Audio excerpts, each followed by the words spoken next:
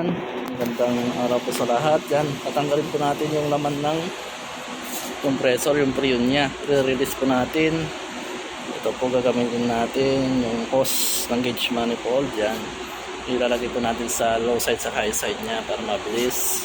Ito rin lagyan natin ng tubig yung timba. Dito natin nalagay yung release natin na freon para hindi po yung freon na chemical dito po sa storage. So, maraming salamat. Abangan nyo po yung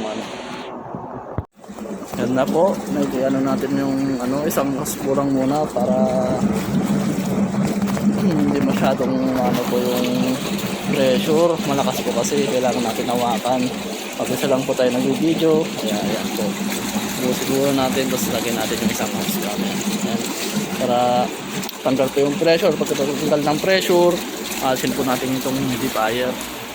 Yan, yung humidifier po yan. Yan po yung nagtatanggal ng moisture dito po sa storage. Yan, yes. Maraming salamat. Yan po. Dalawang hose na po yung palagay para mabilis po tanggal yung pressure. Yan. Low sa high side, low high side, saka low side. Yan po.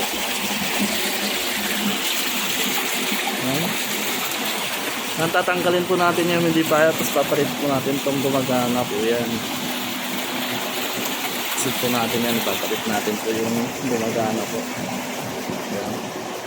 Ito po, nakukuloy po yung tubig. Yan po yung freon na nire-release natin. Nilagyan natin ang tubig para hindi po siya yung chemical niya ay malat. Yan. Ang purpose niya. Tubig at patunga. Yan guys, update. Yan, may na po yung pressure niya. Yan, naubos na natin. Yan. May langis-langis po siya. Yan. Ngayon na po. Ito yung malakas. High side kasi yan. Tapos tatanggal na natin yung mga wire. Putol na natin. Yan, wire. Putol.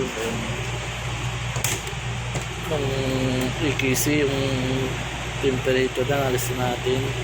Digital EKC to Danfoss yung brand nyo.